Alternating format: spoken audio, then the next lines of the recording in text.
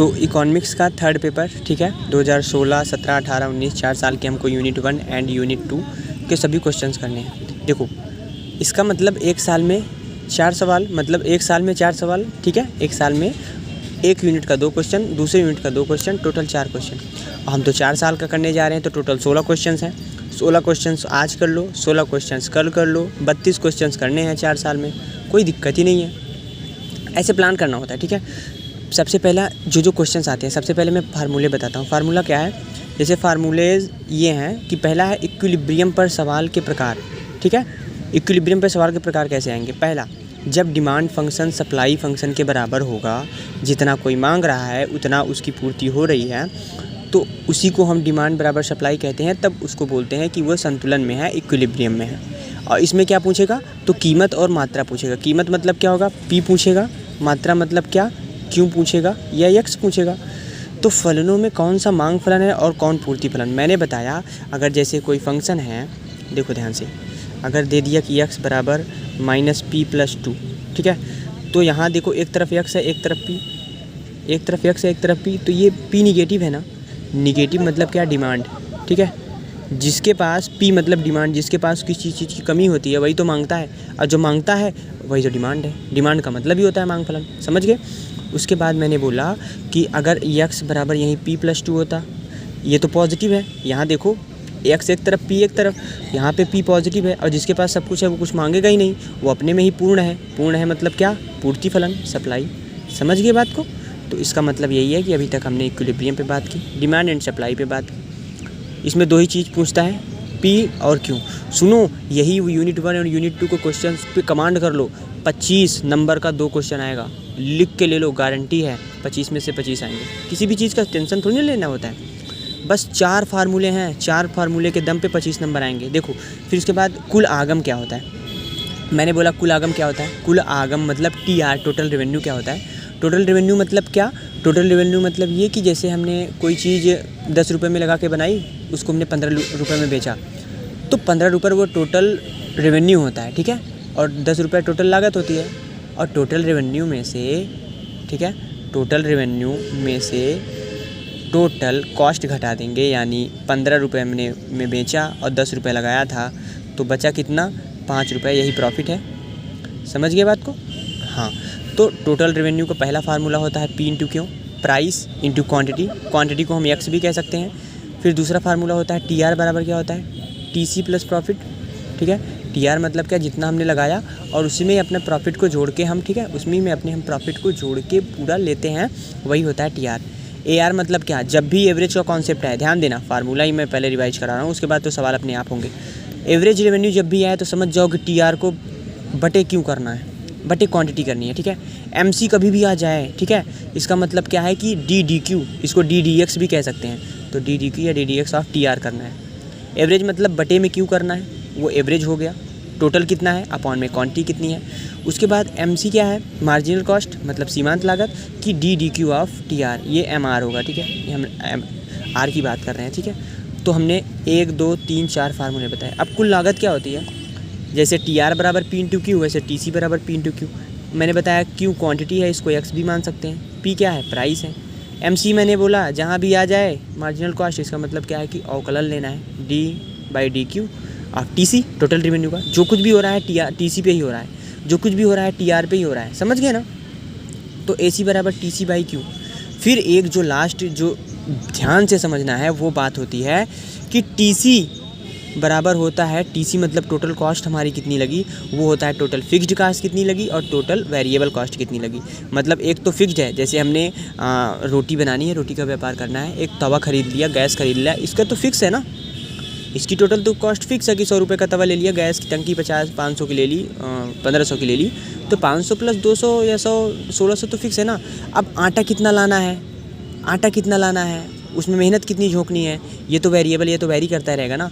आप किसी भी टोटल फंक्शन में टोटल फिक्स्ड कॉस्ट और टोटल वेरिएबल कॉस्ट पहचानते कैसे हैं। वेरिएबल मतलब जिसमें एक्स लगा हो, इसको ऐसे समझ सकते हो कि जिसके पीछे एक्स पड़ी हो वो बेचारा बदलता रहता है। क्या बदलता रहता है, ठीक है, बदलता रहता है, हमेशा उसका मन चेंज ही होता रहता है। लेकिन जिसमें एक्स ना लगा हो, जिसमें कुछ ना लगा हो, वो टोटल फिक्स्ड कॉस्ट होता है, क्योंकि वो फिक्स हो गया बेचारा, उसके पीछे कोई एक्स और वाई जेड कोई नहीं पड़ी है।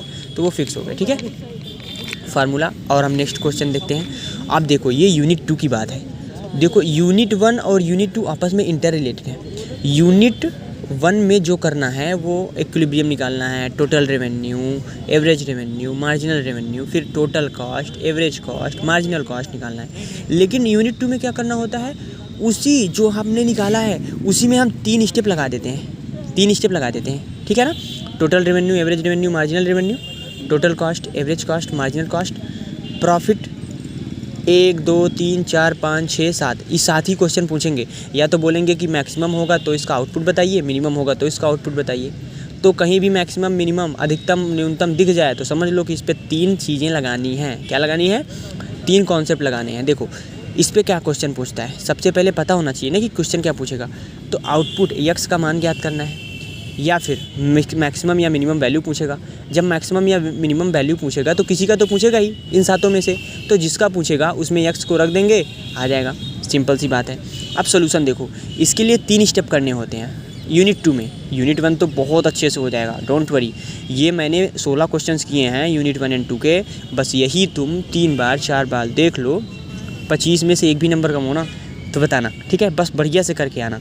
और बढ़िया से कब करोगे? जब बार बार किसी चीज़ को रिवाइज करो, ठीक है। किसी रास्ते पे बार बार जाओ तो पता होता है कि कहाँ गड्ढा है, कहाँ प्रॉब्लम है, ठीक है।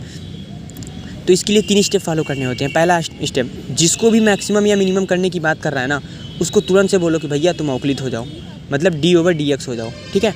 फिर दूसरा स्टेप क्या होता है, उसी को 0 के बराबर रख दो ताकि यक्स आउटपुट का मान आ जाए। अब दोबारा अवकलन करो, किसको? अवकलन को ही दोबारा अवकलन करो। अवकलन दोबारा क्यों करना है? क्योंकि यहाँ पे कभी कभी यक्स का 2 भी मान आ सकता है। तो कौन सी वैल्यू लेनी है, इसके लिए दोबारा अवकलित करते हैं कि किस पे मैक्सिमा है, किस पे मिनिमा है। मैक्सिमम पूछ रहा है तो मैक्सिमा वाला लेंगे आउटपुट, मिनिमम पूछ रहा है तो मिनिमम वाला आउटपुट लेंगे, ठीक है। ओके, नेक्स्ट चलते हैं। अब देखो यहाँ से क्वेश्चन पे आ गए, अब बहुत अच्छे सॉल्व करेंगे। क्वेश्चन पहला क्या है, सामने अनसॉल्व रख लेना, ठीक है। अब देखो, मांग फलन p बराबर 50 - x/5 के लिए x बराबर 0 और x बराबर 25 के लिए सीमांत आगम ज्ञात कीजिए। पूछ क्या रहा है? सीमांत आगम ना, मार्जिनल रेवेन्यू पूछ रहा है ना।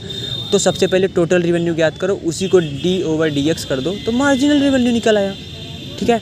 फिर दूसरा क्वेश्चन क्या पूछा कि एक फर्म का कुल लागत फलन c बराबर x³ - 8x² + 57x + 2 है। दिखाइए कि सीमांत लागत, मार्जिनल कॉस्ट और सीमांत परिवर्तनशील लागत, मतलब MV मतलब मार्जिनल वेरिएबल कॉस्ट, और ये मार्जिनल कहाँ से निकलेगा? टोटल वेरिएबल कॉस्ट को डिफ्रेंशिएट कर देंगे। जो कुछ भी निकालना है टोटल पे निकालना है, मार्जिनल भी टोटल पे निकलता है, एवरेज भी टोटल पर निकलता है, सब कुछ टोटल पे निकलता है। तो पहले क्वेश्चन की बात हम करें, ए का सोल्यूशन। P प्राइस दिया है, ये प्राइस ही तो है, प्राइस, और 50 - x ये क्वांटिटी है, अपॉन में 5। तो P बराबर प्राइस दिया गया है, माना x क्वांटिटी है। हम Q भी क्वांटिटी मान सकते हैं क्योंकि ये x का फंक्शन है, तो x क्वांटिटी को x Q कुछ भी ले सकते हो। ये देखो क्वांटिटी Q या x कुछ भी ले सकते हो। तो टोटल रेवेन्यू का फार्मूला हमने बताया ना। पूछ क्या रहा है? Marginal revenue. मार्जिनल रेवेन्यू कैसे निकलेगा? पूछ किसके बारे में रहा है? बच्चे के बारे में। तो बच्चे के बारे में कैसे पता चलेगा? उसके पापा जी के बारे में बात मतलब पता करो, तभी तो बताओगे ना कि इन्हीं का वो लड़का है। वैसे ही पूछ क्या रहा है? मार्जिनल रेवेन्यू, तो पता किसके बारे में करना है? इसके पापा जी के बारे में, टोटल रेवेन्यू। अब टोटल रेवेन्यू का फार्मूला होता है P × Q, जहाँ पे Q क्वांटिटी है और P प्राइस है। यहाँ से है P दिया है तो P रख दो, 50 - x/5, और क्वांटिटी Q है और जो कि फंक्शन में x है तो x रख सकते हो, जो इसमें है वही x, ठीक है। तो अब x का गुणा करो, 50x - इसमें x²/5। उसके बाद आगे देखते हैं। टोटल रेवेन्यू आ गया हमारा 50x माइनस में x²/5। सीमांत आगम MR निकालना है, ठीक है। MR बराबर क्या होता है? d/dx of total revenue. जो भी होगा टोटल रेवेन्यू पे होगा, जो भी होगा टोटल रेवेन्यू पे होगा।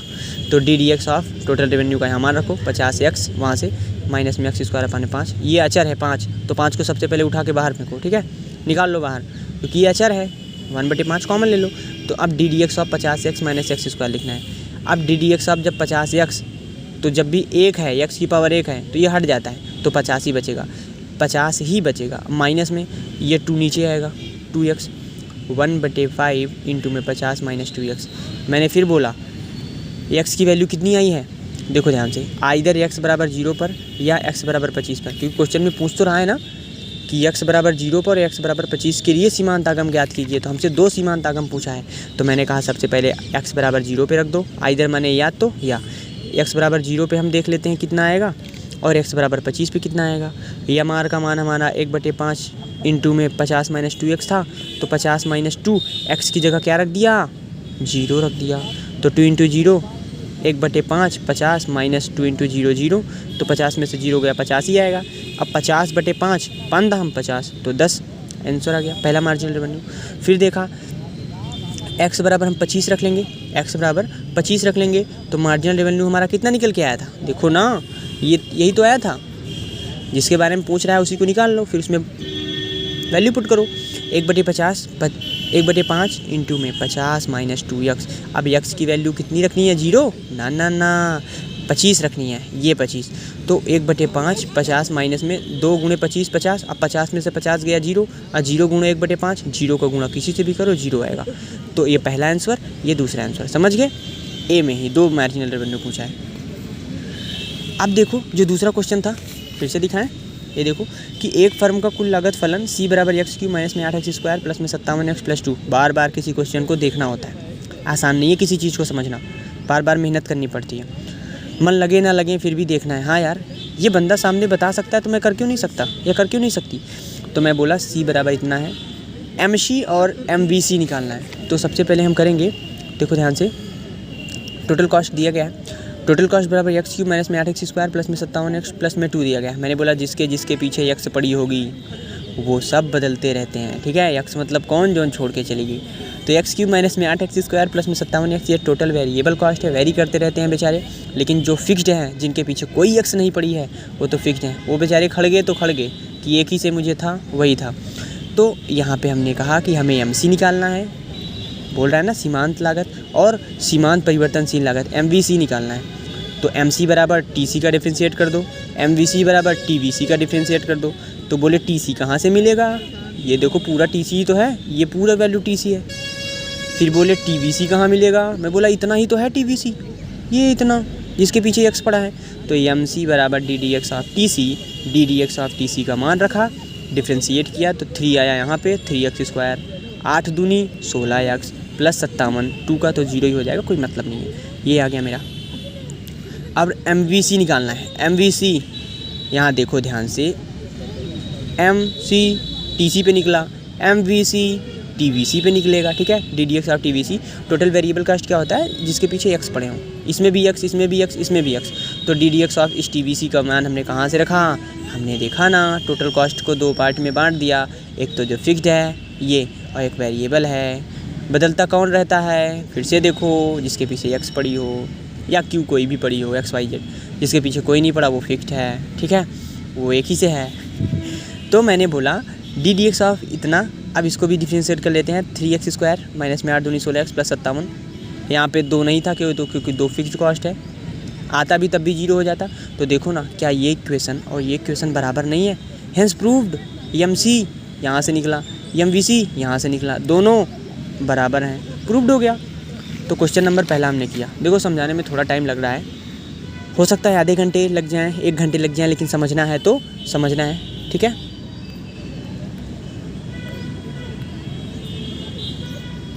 ओके। अथवा नीचे दिए फलनों में से मांग फलन और पूर्ति फलन को कारण देते हुए पहचानिए। ये जो तुम्हारा क्वेश्चन था, तुमने हमसे 2 बार पूछा था, ठीक है, 2 बार, क्योंकि समझ में नहीं आता कैसे करें। तो मैंने कहा सब कुछ ठीक है, x को एक तरफ रहने दो, बाकी जो उसके अलग बिरादरी के हैं उनको बाहर दूसरी तरफ पटको, ठीक है। x को इधर ही रहने दो, बाकी इन सबको उधर पटको। सबसे पहले x को एक तरफ और p को दूसरी तरफ करो, ठीक है। लड़के एक तरफ, लड़कियां एक तरफ, ठीक है। x + 3p बराबर 2 दिया था हमको, यहाँ से देखो ना, तो हमने कहा x यहीं रहने दो और 3p को उधर ले जाएंगे तो -3p। अभी मैंने बताया था x तो ठीक है, अगर p कहीं पे निगेटिव आ गया, इसका मतलब उसके पास किसी चीज़ की कमी है तो वो मांगेगा, और मांगेगा तो मांग फलन। कितना आसान है, किसी चीज़ को इतना आसानी से समझो ना कि जिसकी कोई हद नहीं हो। फिर उसके बाद दूसरा इक्वेशन दिया, 2.5 - 4.7p प्लस x को मैं बोला यहीं रहने दो, और इस p को उधर ले जाओगे तो ये यहाँ माइनस में है, वहाँ प्लस होगा, ये प्लस में है, यहाँ जाएगा माइनस में होगा। अब देखो यहाँ p पॉजिटिव नहीं है, और जो पॉजिटिव है क्या वो पूरा नहीं है, और जो पूरा है क्या वो पूर्ति फलन नहीं है, है ना। आधा नंबर तो मिल गया तुमको, 12 नंबर का क्वेश्चन है तो 6 नंबर मिल गया। किसी क्वेश्चन को ऐसे नहीं छोड़ना है कि मुझे पूरा नहीं आता तो मैं नहीं करूँगा या नहीं करूँगी, ठीक है।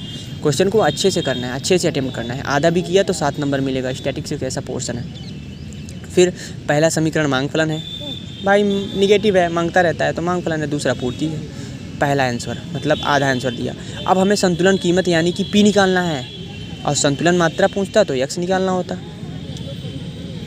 देखो ध्यान से, मांग फलन पूर्ति फलन को हम बराबर रख देते हैं। X quantity of demand, x quantity of supply, दोनों का हमने मान रख दिया। कहाँ से? यहाँ से। इक्वेशन 1 मानते हैं, इक्वेशन 2 यहाँ से। एक्स ये डिमांड है ना तो इसको हम डी भी लिख सकते हैं। ये सप्लाई है, इसको हम एस भी लिख सकते हैं, ठीक है। तो यहाँ से हमने एक्स डी और एक्स एक्स का मान यहाँ से ये और यहाँ से ये रख दिया। अब इसके बाद तो आसान है, बल्ले बल्ले। एक्स डी के बराबर हमने 2 - 3p रखा, ठीक है। ये 2 - 3p रखा। उसके बाद क्या किया कि ये इतना रखा। अब एक तरफ एक को, एक तरफ एक को, मतलब क्या, यहाँ पे देखो ये प्लस में है, ये 3p माइनस में है, ये भी p, ये भी p, ठीक है।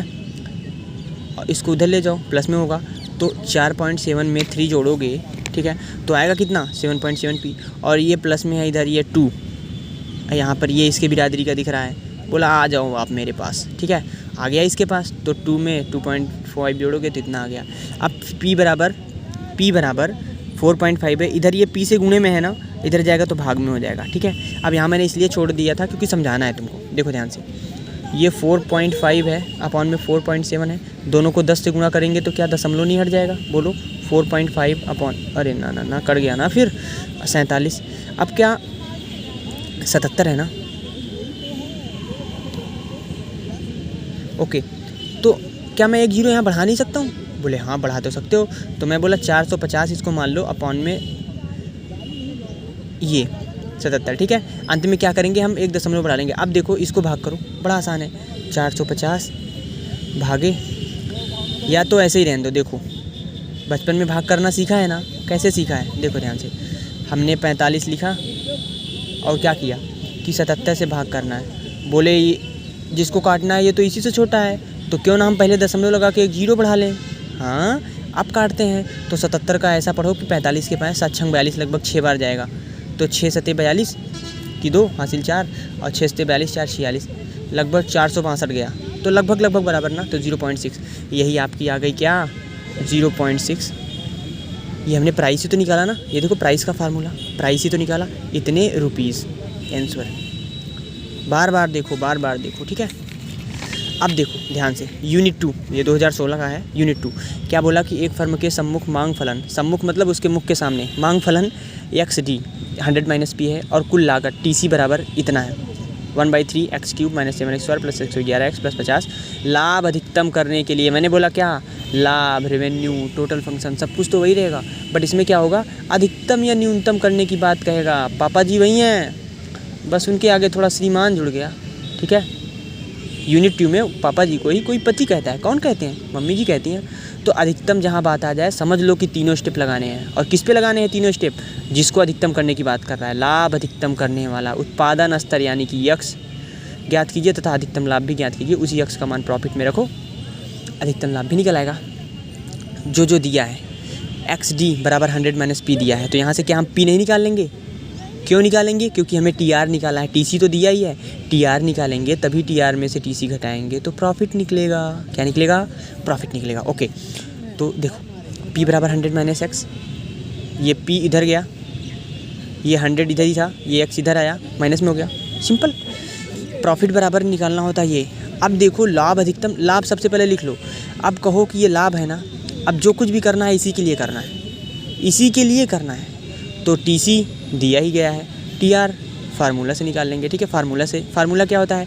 TR बराबर प्राइस इंटू में क्वांटिटी, क्वांटिटी को हम Q या X कुछ भी लिख सकते हैं। यहाँ पे ये X में दिया गया है तो इसको भी हम X में लेंगे, ठीक है। तो 100 - x P दिया गया है ना, यहाँ देखो हमने निकाला 100 - x इंटू में X, तो 100 का X से गुणा करेंगे तो 100x और X से गुणा करेंगे x²। अब देखो, अब हमसे प्रॉफिट पूछा है तो हम प्रॉफिट निकाल कर तीनों स्टेप उसी पर लगाएंगे। P बराबर PR भी कह सकते हो प्रॉफिट, TR - TC। तो 100x माइनस में x² माइनस में 1/3 x³ माइनस में इतना, जो कुछ भी किया सब कुछ 1/3 एक्स क्यूब माइनस में 7x²। देखो मैं तो सोचता तो फ़ोटो खींच के भी भेज देता, लेकिन कोई मतलब नहीं है, या तो सॉल्व करते रहता, तब तो 4-5 घंटे लगते। लेकिन ऐसे क्या है, तुमने हर एक क्वेश्चन कर लिया है। अब मैं फिर से बता रहा हूँ, इसका मतलब क्या कि तुम किसी को सॉल्व करते देखो, फिर दोबारा खुद से सॉल्व करो, फिर ना समझ में आए फिर सॉल्व करते देखो। कोई चीज़ नहीं है जो मुश्किल है, हर चीज़ें आसानी होती हैं, आसान बनाना पड़ता है। तो अब देखो 100x माइनस x², यहाँ से देखो ब्रैकेट खुलेगा तो सबका अंदर रूप बदल जाएगा, ठीक है। जो लड़की थी वो लड़के हो जाएंगे, जो लड़के थे वो लड़की हो जाएंगी। नहीं ऐसा नहीं है, ठीक है। मतलब क्या, माइनस में 1/3 x³, ये माइनस था यहाँ प्लस हो गया, ब्रैकेट खुल गया ना, ये प्लस था यहाँ माइनस हो गया, ये प्लस था यहाँ माइनस हो गया, ओके। अब देखो ये x है, इसका बिरादर ये है, यहाँ पर एक x और है, ठीक है। तो 111 100 तो -11x बचेगा। यहाँ x² है, इसका दोस्त ये है x², तो 7x में से एक x² चला गया तो 6x² नहीं बचेगा। और जिसका बिरादर नहीं है उसको बोलो कि आप अकेले रहो, -1/3 x³ -50। अब तीनों स्टेप इसी में लगा दो। सबसे पहले DDX ऑफ प्रॉफिट निकाल लो, तो DDX ऑफ प्रॉफिट की प्रॉफिट का मान रख दो। प्रॉफिट कितना आया है, -11x + 6x² -1/3 x³ -50। ये क्या हो गया, एक ही है तो गायब हो जाएगा। -11 प्लस में 2 है पावर, तो 2 नीचे लाओगे तो 6 दूनी 12x प्लस में 12x। ये 1/3 तो बाहर, ये तो अचर ही है ना, इसको पहले ऐसे रख लो। अब इसका अगर डिफरेंशिएट करोगे तो 3x² नहीं होगा। अब 3 नीचे 3 ऊपर, इसको काट देंगे। और माइनस में कोई भी अचर है तो उसका 0 होता है डिफरेंशिएशन। -11 प्लस में 12x माइनस में x², ठीक है। सेकंड स्टेप क्या, इसी को 0 के बराबर रख दो, तो DDX ऑफ प्रॉफिट बराबर 0। DDX ऑफ प्रॉफिट कितना आया, इतना आया, -11 + 12x माइनस x² बराबर 0। इसको आपने सॉल्व किया ही है, मतलब किया है, तो बस वैसे बता रहे हैं, क्वेश्चन तो सभी सॉल्व किए हैं। हमने कहा ठीक है। अब क्यों बराबर 0 के रखते हैं, क्योंकि हमें x के मान निकालने हैं, 1 2 3 कुछ भी निकल सकते हैं। तो मैंने कहा यार x यहाँ नेगेटिव में है जबकि हमको पॉजिटिव में चाहिए, तो मैं x माइनस कॉमन ले लेता हूँ। अब जो कॉमन लगाऊंगा, दरवाज़ा फिर बंद करूँगा तो फिर वही होगा, जो प्लस है वो माइनस, माइनस है प्लस, स्त्री पुरुष, पुरुष स्त्री बन जाएंगे। ऐसा नहीं है, बस वैसे। तो x², ये प्लस था माइनस हो गया, ये माइनस था ये प्लस हो गया। अब माइनस है, ये इधर है ना, इसको उठा के फेंको 0 की तरफ। 0 बोलेगा आने दो भाई मेरे तरफ, मेरा मुंह इतना बड़ा है कुछ भी तो खाऊंगा। इसका मतलब क्या, 0 इतना बड़ा है कि किसी से भी गुणा कर दो, भाग कर दो तो वो माइनस हो जाता है, वो माइनस हट जाएगा। इसको इधर ले गए, माइनस गायब, तो x² माइनस में 12x + 11। अब गुणनखंड करने आता है ना, गुणनखंड करो। x² - 12, देखो ये इसका x² का और अचर का गुणांक कितना है। इसका x² के पहले कुछ नहीं है तो 1 मान लो, इसका कितना है 11 है, ठीक है। अब 11 एक कम, इसको गुणा करने पे तो 11 आए, लेकिन इसमें प्लस या माइनस करने पर ऐसी संख्या आए जो 12 के बराबर हो। तो मैं बोला ठीक है, इन दोनों को गुणा करेंगे तो 11 कम 11 आएगा, लेकिन अगर 11 + 1 हम प्लस कर दें तो क्या 12 नहीं आ जाएगा। बोले हाँ, तो इसी 12 को मैंने तोड़ दिया। कैसे तोड़ दिया, तोड़ दिया बस। x² माइनस में 12 को लिख सकते हैं 11 + 1, 11 + 1 और x है तो x है + 11 बराबर 0। x² माइनस में 11x तो 11x, और 1 का गुणा किया x से तो x हो गया, लेकिन यहाँ माइनस था तो -x हो गया + 11। अब कॉमन लेना आता है, x कॉमन लिया तो अंदर बचा x - 11, -1 कॉमन लिया तो अंदर माइनस कॉमन लिया ना, तो अंदर फिर ये प्लस था तो ये माइनस हो जाएगा। अब दोनों जगह x - 11 कॉमन है, x - 11 कॉमन लिया, बचा क्या, x - 1 बराबर 0। अब हमारी 2 वैल्यू आ गई। अब क्या करें भाई, जीवन में कोई 2 आ गया तो x - 11 बराबर 0, ठीक है। पढ़ाई भी आ गई, वो भी आ गए, तो मैं बोला x - 11 बराबर 0 है, x - 1 बराबर 0 है, तो x 11 है, x 1 है। अब तीसरा स्टेप हम पता है क्यों करते हैं, तीसरा स्टेप इसीलिए करते हैं कि हमको इसको रखना है या इसको रखना है, यहाँ थोड़ी ना बैलेंस बना के चलना है। देखो ध्यान से, तो DDX ऑफ प्रॉफिट हमने निकाला था, थर्ड स्टेप, इसको दोबारा डिफ्रेंशिएट करना है। तो DDX ऑफ P मतलब प्रॉफिट आया था हमारा -11 + 12x माइनस x²। बोल के गला बैठ रहा है, कोई बात नहीं, बोलते रहते हैं, समझ में आ रहा है ना। -11 + 12x माइनस x², इसको दोबारा डिफ्रेंशिएट करेंगे। देखो ना, यहाँ 2 चढ़ा दिया, यहाँ पे 2 चढ़ा दिया, तो इसको दोबारा से करेंगे। ये अचर तो 0 + 12x तो 12 हो गया, माइनस में उड़ के आएगा नीचे -2x, तो क्या आ गया 12 - 2x। अब हमारी 2 वैल्यू निकली थी, एक 11 थी x की वैल्यू और एक 1 थी। दोनों को रख के देख लो, 12 - 2x में ये हमको ज्ञात करना है, तो दोनों को रख के देख लो। दोनों को रख के देखेंगे मतलब क्या, 12 - 2x, 12 - 2 × 11 तो 12 - 22 माइनस में आ गया। अब कोई भी चीज़ देखो, यहाँ से ध्यान से देखना, अगर हमारा डबल ऑर्डर डिफरेंशिएटिव मतलब दोबारा डिफरेंशिएशन 0 से कम आता है, 0 से कम आता है वो मैक्सिमा है। बोले कि ये तो उल्टा है, 0 से कम है इसका मतलब मिनिमा होना चाहिए। लेकिन यही सोच के चलना है कि मैक्सिमा और मिनिमा में उल्टी चीज़ें होती हैं। अगर ग्रेटर दैन 0 है तो मिनिमा है, लेस दैन 0 है तो मैक्सिमा है। बस एक कॉन्सेप्ट को समझ लो, जो दिखने में लग रहा है अच्छा है वो शायद अच्छा ना हो, जो दिखने में अच्छा नहीं लग रहा है या बोलने में उतना नहीं है वो शायद वही अच्छा हो। तो यहीं पे यही चीज़ें समझो कि अगर लेस दैन 0 है तो मैक्सिमा है। अब मैक्सिमा है तो क्या हम कहेंगे ठीक है। और हमें से क्वेश्चन में पूछा क्या था, ध्यान से देखो, लाभ को क्या करना है, ध्यान से देखो, लाभ को अधिकतम करना है, मैक्सिमम करना है। तो जिस पे वो मैक्सिमा है कितने पे है, x बराबर 11 पर मैक्सिमा है। इसी को ले लो, इसको छोड़ दो। मिनिमा पूछता तो ये ले लेते। तो x बराबर 11 ये आउटपुट है, पहला आंसर। दूसरा x बराबर 11 पर मैक्सिमम आउटपुट कितना होगा, प्रॉफिट निकाल लेंगे। ठीक है, आपने निकाला था अच्छे से। x बराबर 11 को प्रॉफिट में रख दो। प्रॉफिट कहाँ है जी, मैं बोलूँगा ठीक है। प्रॉफिट तो यहाँ पे है, ये प्रॉफिट है आपका, ये प्रॉफिट है। ठीक है, निकाला था, कल क्वेश्चन सेंड किया था ना, तो वही है। तो मैक्सिमम प्रॉफिट निकाल लेंगे, ये देखो। ठीक है, मैक्सिमम प्रॉफिट निकाल लेंगे। निकाल के बताएं कैसे, देखो ना, इसी में देखो, इसमें कहाँ गया हम, इसी में x के जगह 11 रखो, x के जगह 11 रखो, 11 का स्क्वायर, फिर x का क्यूब 1331/3। ठीक है, फिर 50, सबको ऐसे कर लेंगे, आ जाएगा, बड़ा आसान है। फिर हम कहेंगे ये 2016 का लास्ट क्वेश्चन, एक ईयर को डिस्कस करने में आधा घंटे लग गए। वाह। तो मैंने बोला ठीक है, एक फर्म का कुल लागत फलन। देखो सबसे पहले ना, कोई भी क्वेश्चन दिया है ना, उसमें देखो कि डाटा क्या क्या दिया रखा है। अगर डाटा ये दे रखा है तो उसको मैं सॉल्व कैसे कर सकता हूँ या कैसे कर सकती हूँ। ठीक है, ये चीज़ें बहुत मैटर करती हैं। फिर मैंने बोला एक फर्म का कुल लागत c बराबर 70 - 12x + 2x² है। उत्पादन के किस स्तर पर औसत लागत न्यूनतम, आ गया ना न्यूनतम, समझ लो यूनिट 2 है।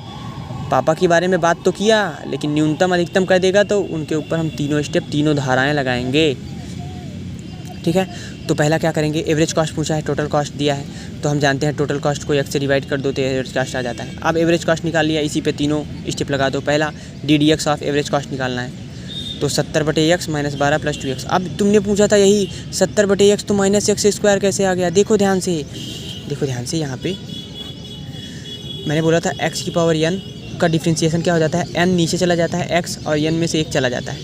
लेकिन देखो ना, ये 1/x है, 70 को अगर बाहर निकाल दो तो ये 1/x है। 1/x का मतलब समझते हो, 1/x का मतलब होता है अगर ये ऊपर ले जाओ, कि हम नीचे नहीं रहना चाहते, ऊपर जाना चाहते हैं। ऊपर मतलब भगवान के यहाँ नहीं, ये ऊपर हर में अंश में जाना चाहता है। x की पावर क्या -1 नहीं हो जाएगा, और अगर क्या -1 हो जाएगा तो ये n नहीं है।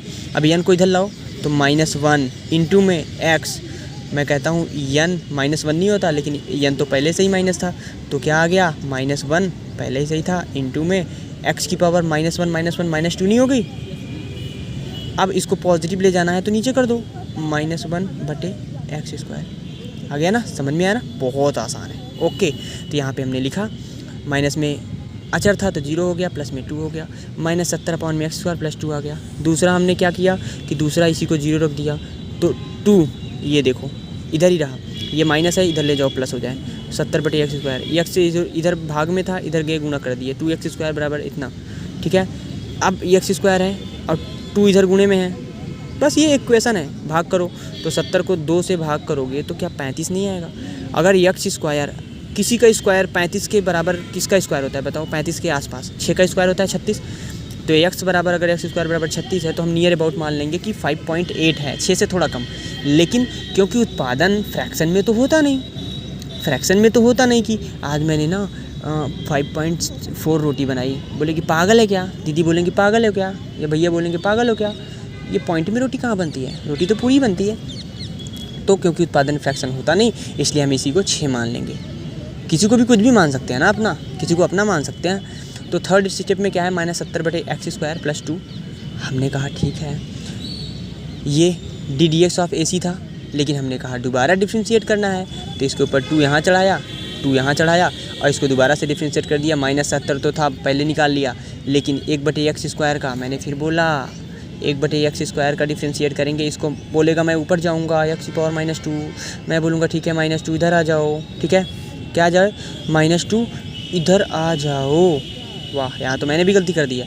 -2 इधर आ जाएगा और x की पावर -2 -1, तो -2 बटे x की पावर ये -2 -1 -3 और नीचे जाएंगे तो 3 ही रहेगा। तो ये हो गया, प्लस में ये 0 आ गया ना, ये ddx ऑफ 2 का 0 आ गया। यहाँ देखो मैंने भी गलती की थी, ये 2 आएगा, ठीक है 2 आएगा तो माइनस माइनस प्लस हो जाएगा गुणा, तो 70 दूना 140, देखो ध्यान से 140 आएगा, ठीक है 140 बटे एक्स क्यूब। अगर 140 यहाँ पे है सोचो, और यहाँ पे एक्स क्यूब मतलब 6 आया था हमारा एक्स, तो 6 का क्यूब है, तो 6 का क्यूब मतलब कितना होता है, ये ऊपर 140 है, नीचे 6 का क्यूब होता है 216। अगर इससे हम डिवाइड करेंगे तो 0 पॉइंट समथिंग आएगा। अगर 0 पॉइंट समथिंग आएगा इसका मतलब क्या, ग्रेटर दैन 0 है। और मैंने बताया ग्रेटर दैन 0 है तो मिनिमा होगा, मिनिमा, ठीक है मिनिमा, AC इज़ मिनिमा। और हमसे मिनिमम पूछा भी था। और मैक्सिमा कब होता, जब लेस दैन 0 होता। मैंने बोला समटाइम्स चीज़ें वैसे नहीं होती हैं जैसे हमको दिखती हैं, समटाइम्स कुछ ऐसा नहीं होता जैसा हम चाहते हैं। इसका मतलब क्या, समटाइम्स जैसे ग्रेटर दैन 0 है तो लगता तो है कि ये मैक्सिमा होगा लेकिन वो मिनिमा होता है। लेस दैन 0 होता है, लगता तो है कि मिनिमा होगा लेकिन मैक्सिमा होता है, ठीक है। तो x बराबर 6 पर एवरेज कॉस्ट इज़ मिनिमम। तो न्यूनतम स्तर ही पूछा था, 6 हमने लिख दिया आंसर। अगर न्यूनतम लागत भी पूछता तो 6 का मान उठा के हम एवरेज कॉस्ट में रख देते और निकाल लेते, ठीक है। अब ये है शायद 2017 का, ठीक है। तो इसको 2017, 18 और 19 का शाम को बना के भेजें, ठीक है। सॉल्व किया है सभी, देखो 2-3 घंटे लगे थे, बार बार इसी को रिवाइज करके जाओ, ठीक है। देखो कितना किया था, बाप रे। ये देखो कुछ नींद आए तो गाना सुनो, वाह वाह। और उसके बाद मैं अपने माइंड को यूज़ करूँगा, मेरा माइंड मुझे यूज होगा। ये कोई भी बात होती रहती है, ठीक है। तो मैं ये बोला, ठीक है 2017 तक मैंने 16 का ही करा दिया, अब 17 का बाद में कराऊँगा, अभी टाइम है केवल इतना देखो, ओके।